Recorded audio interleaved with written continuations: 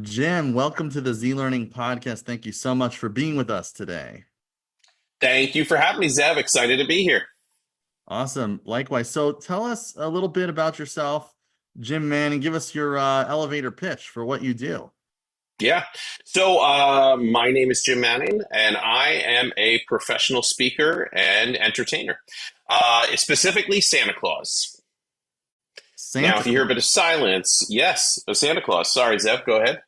No, yeah. I know you're like the Santa Claus of hospitality customer service, but yeah, Mhm. go into that a little bit for my listeners. Yeah. So I've been the official Santa Claus for the city of Boston since 2011. And one of the reasons I'm here today is I've learned over my years as Santa Claus that what I do better than most Santas is customer service, more specifically, customer experience. What I really like to focus on is memorable moments and making memorable moments. And what I'm really excited to talk to everybody today about is how to make those memorable moments in your own life, whether it is with your colleagues or your customers, whether it's your students or your children. There's a way to elevate each interaction you have with people and build really fantastic connections. So I'm excited to share with you, some of my tips, some of the things I've learned about creating memorable moments within your own life. Awesome. I mean, if you can make so many memorable moments for so many little people, I'm sure you could do it for big people too. Of course, you can't have them sit on your lap and then give them a present. It doesn't work that way. But I try not to have too many people sitting on my lap, Zev. I've learned over the years it's more appropriate to give people whatever freedom they want. It is interesting you mentioned the lap, and I'm just jumping right in now because as a professional Santa Claus, people have a couple of perceptions, and one is that every child has to sit on my lap. And what I've learned over the years is not everybody is comfortable doing that, and whether it's a child or an adult, because 25% of my clients are adults. And this is one way you can make a memorable moment, and that's simply allowing people to be comfortable. When parents meet me, they're often so focused on their getting that perfect picture with their child, and I always like to believe perfection is the enemy of great. I really want great photos. So whether that photo is the child sitting on my knee, standing next to me, going back to back, there's different things we can do. I always like to talk about how when I have infants that are really upset, I'll leave the room. Parent will place the infant on my chair. I'll sneak back in.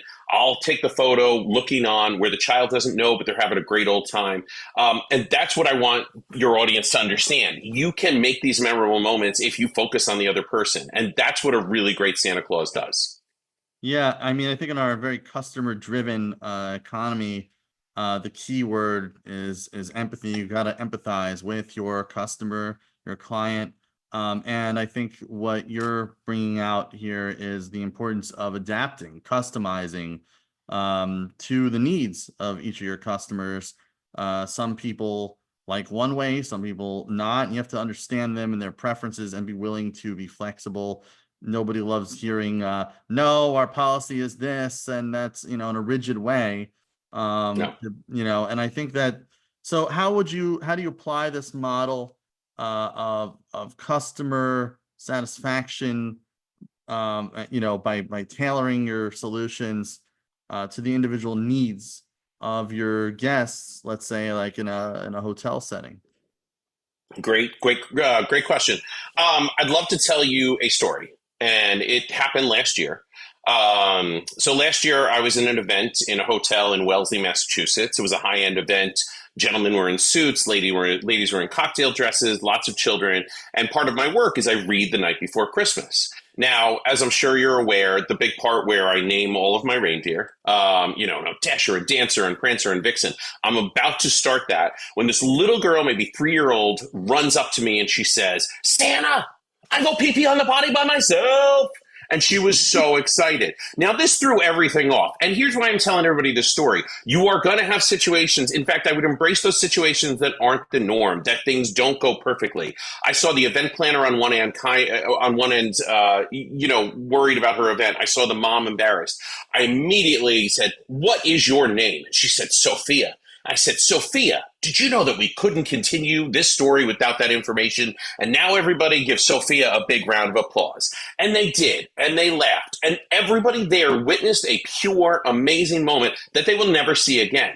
When you are working with your customers, when you're working with your clients, when you're working with people that you interact with, those moments are your greatest opportunity to stand out.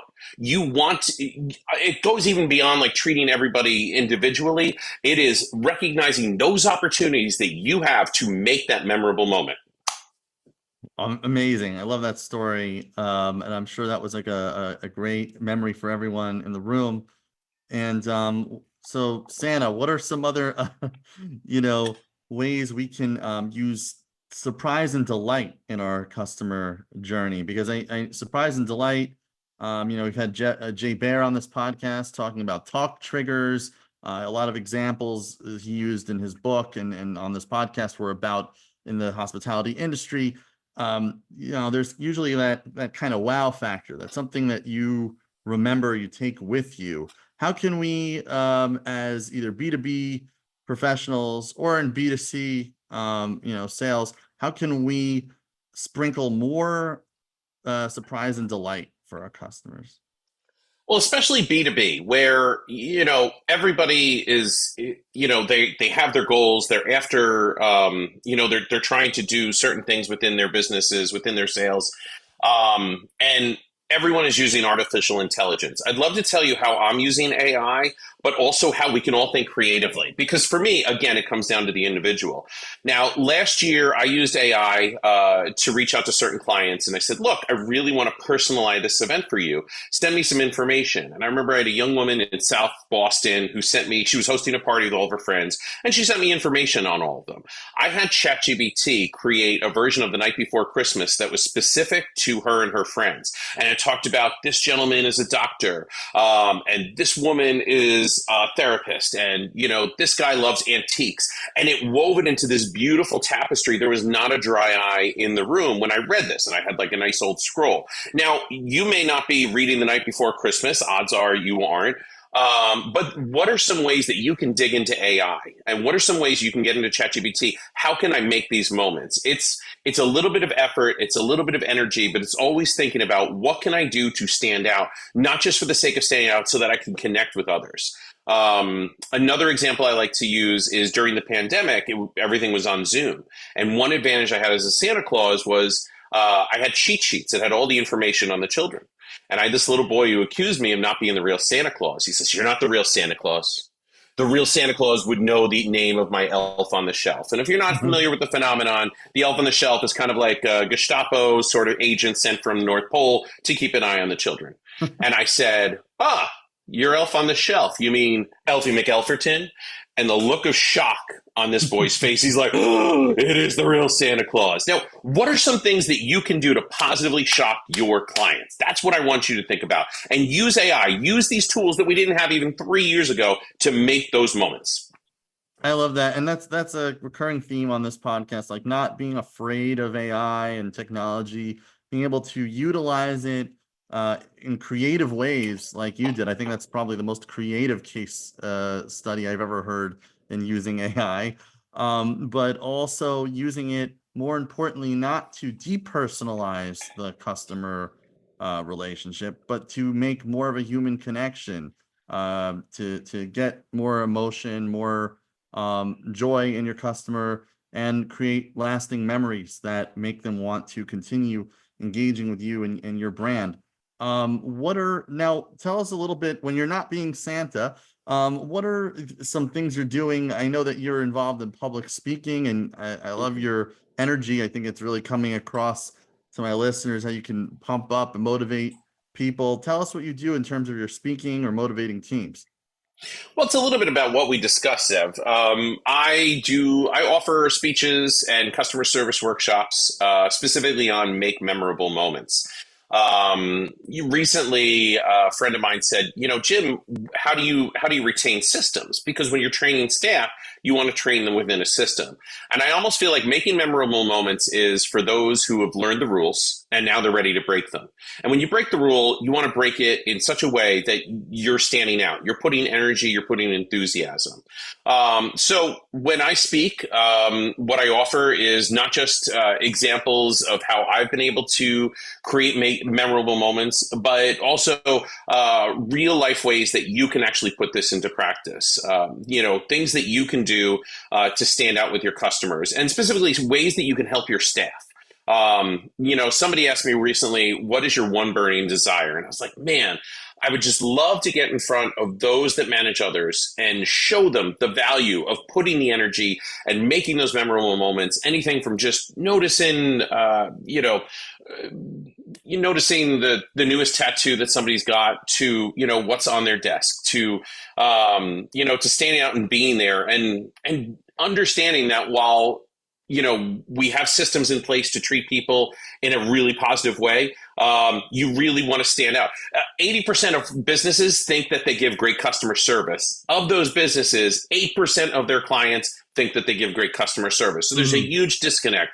And when I speak and when I offer workshops, what I'm trying to do is to bridge that gap.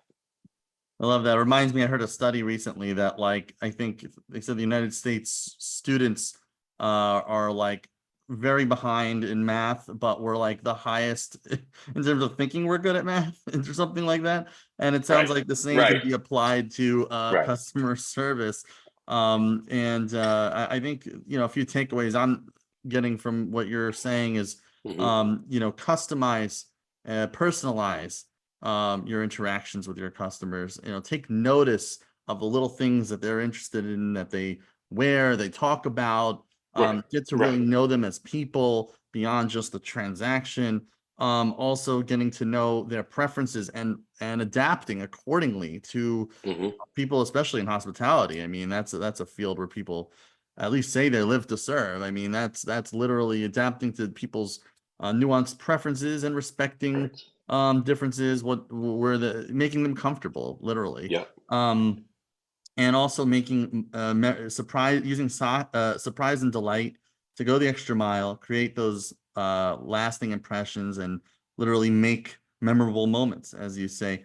Where can just ask actually, how did you get into this? How did you get into? You could say how you got into Santa, being the official Santa Claus of Boston. But also, how did you get into motivational speaking and training people in customer service? I'm going to answer that. One other thing I want to point out, Zeb, something you do, because I listened to a few of your podcasts, you make your own memorable moments with your guests, because a great podcaster knows how to make that guest feel special. I feel great. I feel energized. Why? Because you and I met before this, because you've got questions prepared.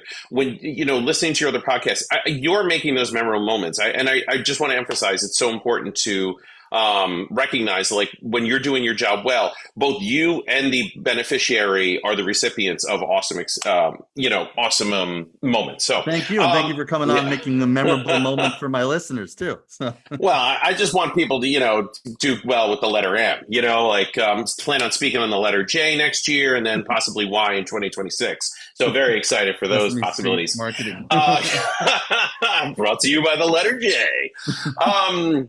So I've been called to speak from the stage for a while now, and I think it's over the last few years, I started listening to what my clients said. And they said, you're so easy to work with. You over-communicate. You promise low, deliver high, that kind of thing. And that makes me feel good as a Santa Claus. But to me, I realized that there's nobody better at customer service, in theory, than Santa Claus. I mean, just think about it. He's got seasonal work, so he's able to focus. He's got a large database of satisfied clients. So really, Santa is the one you should be looking at for great customer service. I mean, in my, completely biased point of view. But that being said, as Santa Claus, I do a lot of observation. And when you think of a good Santa Claus, not that everybody is sitting around thinking of a good Santa Claus, we're recording this the end of May 2024. But when you think of a good Santa Claus, you don't necessarily think good listener. You don't necessarily, or I'm sorry, that may not be the first thing that comes to mind, but good listener, good observer. And the biggest thing that makes me succeed as Santa, and that I I'm excited to share with you from the stage. It's never about me. It's always about the person in front of you. And it's the same thing when you are delivering these moments for your clients. As long as you put the energy towards that other person, you're bound to succeed. And the more your clients succeed, the more your customers, the more your students, whoever you're interacting with, I guarantee you that success will come back to you twicefold. I love it. I'm growing my beard. I'm thinking maybe I could be my local Santa. You never know. Zev, I think you would be an amazing Santa Claus. Yeah. Thank you. Yeah, we'll just work on the ho ho ho Yes. and yeah, share some tips. Awesome. Well, my day's made. I'd love to yeah, let my listeners know a little bit just where they can find you, connect with you, and learn more about you and what you're doing. Obviously we'll link it all up in the show notes. Sure. But any interesting projects, or where can people find you? Yeah. So if you want to learn a little bit more about me, connect with me on LinkedIn, Jim Manning. You can go to my website, jimmanningspeaks.com. In terms of what we're working on right now, the biggest thing is I'm delivering customer service workshops. And what I can do is guarantee that you will have a 10x return on the customer service that you're able to offer, the customer experience, and really being able to master those memorable moments. Awesome. Well, thank you so much, Jim, aka Santa. And to all my listeners, what do they say? Have a good night or something. Well, since it's not Christmas, and we also want to be non-denominational, nor be Merry Christmas to all and to all a good night. So, Merry Zevmas to all, and to all a good night. I mean, that just kind of rolls off the tongue. Happy holidays, and to all a good night. Thank you. That's great.